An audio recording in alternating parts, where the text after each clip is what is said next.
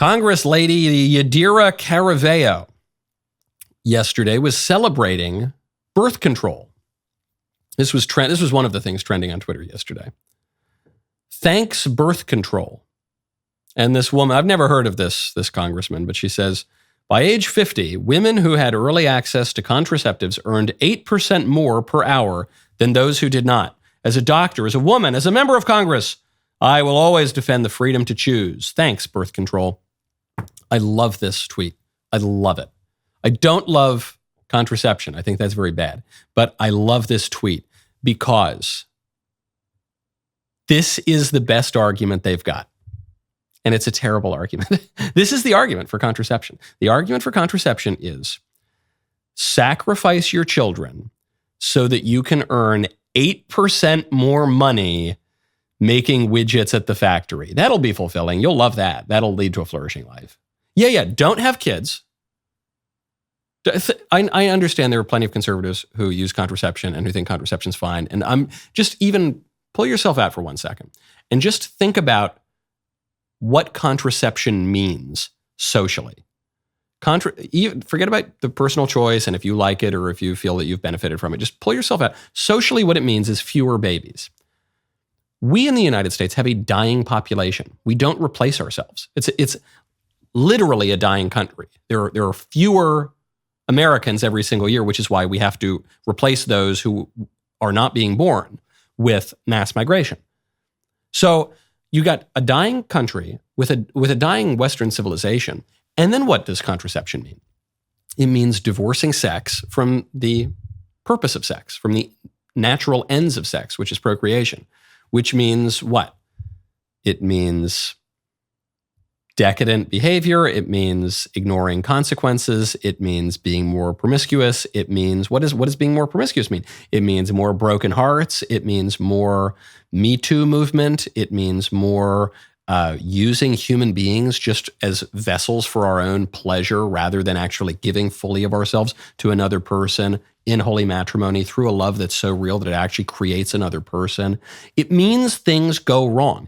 If you criticize the sexual revolution, if you are one of the people who says, man, this stuff has gone really crazy. Can you believe what they're teaching kids in elementary schools now?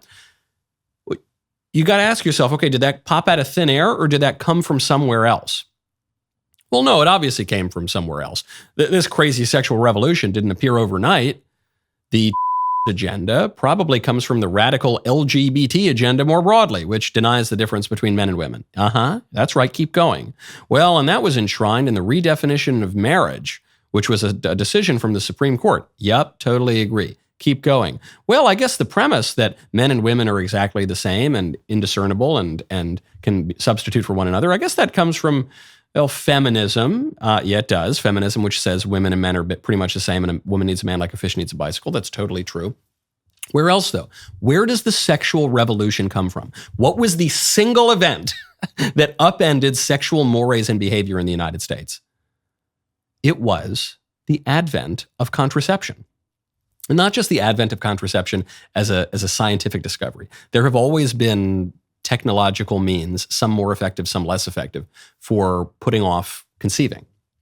That's been true for all of history. We flatter ourselves into thinking that we invent everything under the sun, but we don't. A lot of these things have been long-standing in history, albeit perhaps less effective in the past.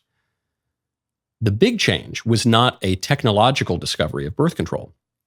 The big change was the cultural mainstreaming of it and the legal enshrining of a license in the Constitution.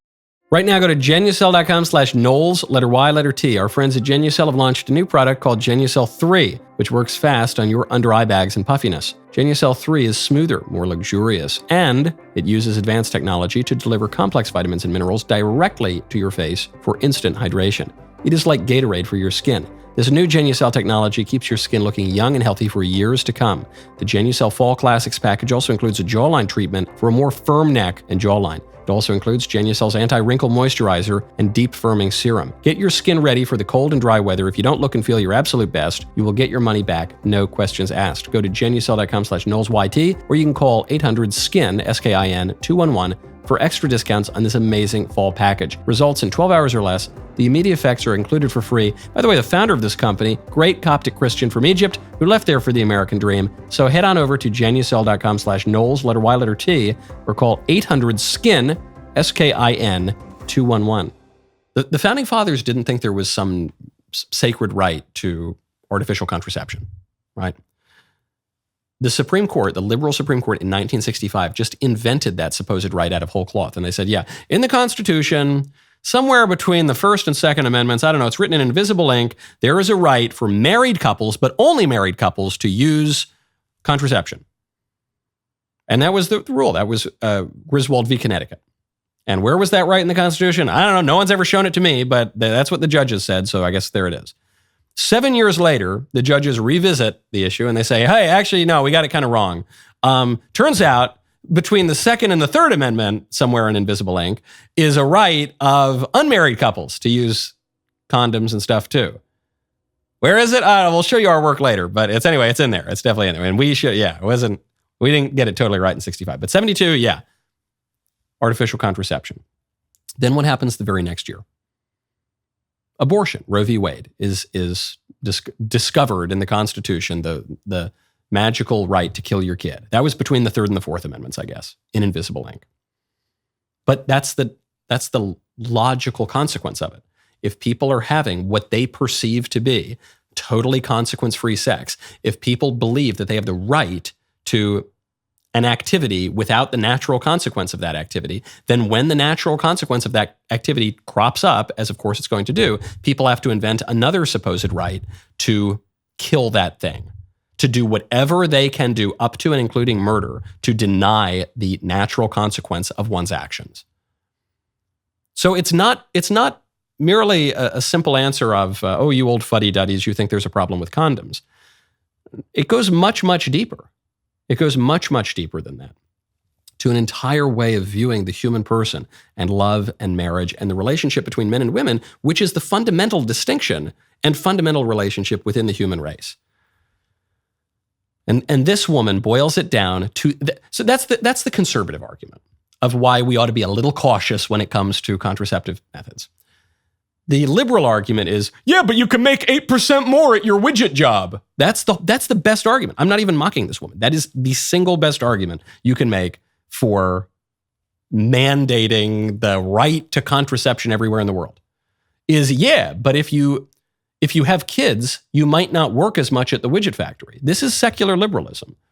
This is mammon worship. This is all that matters is ticking up GDP and bringing home a slightly larger paycheck and having dual income and no kids. Ah, yes, in my old age, I'll be so comforted by the extra 8% that I made at my widget job. No, I don't think so. I don't think anyone has ever said that.